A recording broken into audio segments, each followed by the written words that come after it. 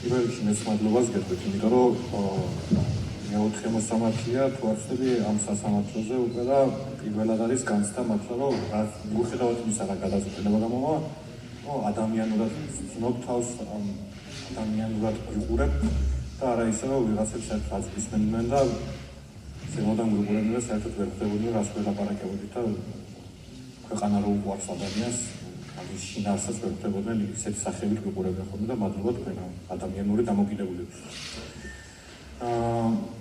მეორე რაც მინდა თქვა, ეს ჩემი პირადი ამბავია, ნინო წილოსანს გაუზიარებია ჩემი ძმის პოსტი, თურმე კარგი პირობები მქონია ციხეში, ტელევიზორი მქონია. სამსახად კარგია ის, რაც ადრე ხდებოდა, რომ არ ხდება ეხლაც, მაგრამ თუ იმეს გონია, რომ ჩემთვის ციხე კომფორტია, მაშინ ნინო წილოსანს უსურებ იგივე სიტუაციას 4-დან 6 წლამდე. ალბათში. თან მოტივები თქვენ უფრო მეტი გექნებათ ქალბატონო ნინო.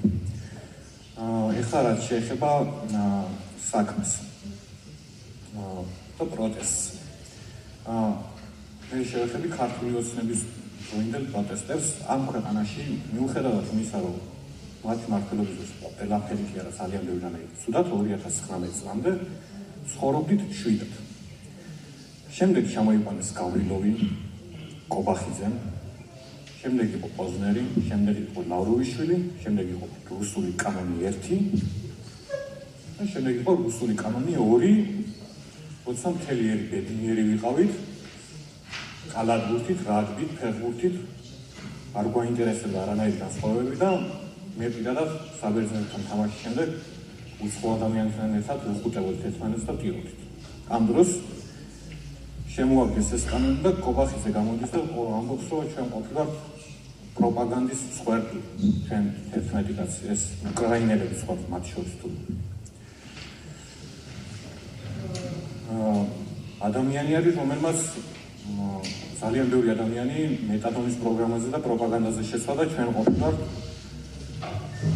პროპაგანდის მსხვერპლი. ამიტომ ერთ-ერთ სასამართლოზე უკვე მოითხოვეს და მეც მოვითხოვ თუ რამე იმეს ჩვენთან პრეტენზია აქვს, მოვიდეს, რომ მე დავუსვამ კითხვას, თუ გამიცემს პასუხებს, მაინტერესებს, მაგრამ ისინი ჩვეულებრივ ადამიანებს არ ელაპარაკებიან, მხოლოდ პოლიტიკურ ოპონენტებს ელაპარაკებიან, იმიტომ რომ მათთან ძლიერები არიან, სუფთა ადამიანებთან ვერ დაილაპარაკებიან. ეხლა რაც შეეხება უკრაინელები ვახსენე და მე მაქვს ესეთი პროპაგანდა სხვათა შორის ვიდეო მაქვს ნანახი, პოსტივის ვიდეო, სხვათა შორის პოსტივის და სუსის ზოგადად იმედის ვიდეოებით ადამიანები არიან დაკავებულები. ბარიდან ამოსული მთრალი ნასვამ მდგომარეობაში ინგლისელი კაცი ყავთ გადაღებული, რომ ინგლისელი კაცი ლივერპულიდან ჩამოვიდა საქართველოში მთავრობის დასამტვრად. სერიოზულად ეს ვიდეო გავაზიარეს Facebook-ზე, დავწინე და დამბლოკეს. ეს ადამიანებიც აქ მხოლოდ იმის გამო არიან თქვენ რომ ვიცოდეთ, რომ პროპაგანდისტურმა მედიებმა და არხებმა და ყველანაირმა საშუალებამ გამოიყენეს, რომ უკრაინიდან უკრაინელები ჩამოვიდნენ და მაიდნის მოწყობას აპირებენ აქტიურად. ყველაფერი მე გამიგია იარაღის ჩადება, წამლის ჩადება, ქვის ჩადებაც გამიგია, მაგრამ უცხო ქვეყნის მოქალაქის ჩადება საქმეში პირველად. და ასევე მინდა შევეხო პროტესტის მე ვცხოვრობ გერმანიაში. რამდენიმე თვე და პროტესტის პროგრამები გერმანიაში როგორი იყო. შეიკრიბებოდა რამდენიმე ადამიანი, ვისაც პროტესტი ჰქონდა ქუჩის ერთ დასაწყისში. სასტვენებით, ტრანსპარენტებით დაიწყებდნენ სკენას, შეძახილებს, ჩავიდოდნენ ქუჩის მეორე მხარეს და მეორე დღეს ეს მოთხოვნა იყო შესრულებული 90%-ში. ჩვენ სანამ არ დაგვილეწავენ, სახეს არ გაგვიერთიანებენ და მაგ შემთხვევაში არავინ არ ითვალისწინებს იმას, რომ ამ იქ ხალხი ხელფასის მომატებას ყოველ ვითხოვდი. კანონი არ მიიღოთ. ეხლა მორალურად თქვენ რომ იცოდეთ რა გადაწყვეტილების გამოტანა მოგიწევთ, რუსული კანონის დროს, აქციების დროს დააკავეს რამდენიმე ადამიანი. და რატო აპროტესტებით, რომ არ ვარგე ეს კანონი. ვამბობდით, რომ საზოგადოება რომ არ ვარგა, ნუ მიიღეთ. ამის გამო ადრეან ხალხი დააკავეს,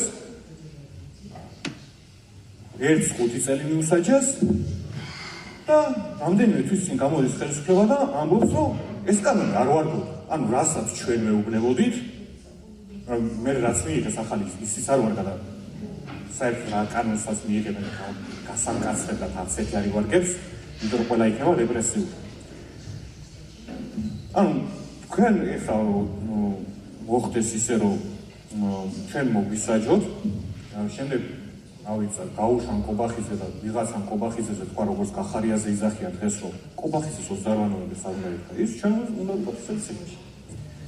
ეხლა რა შეიძლება ჯგუფურ დანაშაულს კონკრეტულად მე არანაირ ძალადობას არ ვაღიარებ, მაგრამ მაინც ჯგუფური საინტერესოა, ჯგუფური ძალადობა გარდა იმისა რომ თქვა ეს ზოგი ნოემბრის ბოლოს არის დაკავებული საქმეზე მტკიცებულებებით, ზოგი დეკემბრის დასაწყისში და გაუკვირდათ, მაგრამ მე არ მიგვიეს, მე მგონია რომ პროკურატურაში ანუ ხო არის პლანეტების სხვა დროის სისტემები გვაქვს რა. შემიძლია პროკურატურაში არის 1-70 საათიანი დღე. ამიტომ შეიძლება ჩვენ გამოვიდეთ ჯგუფური ორგანიზებული დანაშაულის ჩამვლიანი ადამიანები. ამასთან დაკავშირებით რაც მინდა ვთქვა, არის ის, რომ მე-10 კლასში ბიოლოგიის გაკვეთილზე ჯგუფური დავალება რომ შევასრულე, მაგის მერე ჯგუფური არ მქონია არაფერი საერთოდ. და ბოლოს დავასრულებ ციხეში შევხვდი 5 დეკემბერს დამიჭირეს, 11 დეკემბერს შევხვდი ციხეში მამაჩემის დაბადების დღეს, 11 თებერვალს ჩემი ძმის დაბადების დღეს, მე დედაჩემის დაბადების დღეს და გუშინ გავხდი 29 წლის და მინდა რომ ყველა მომილოცოს.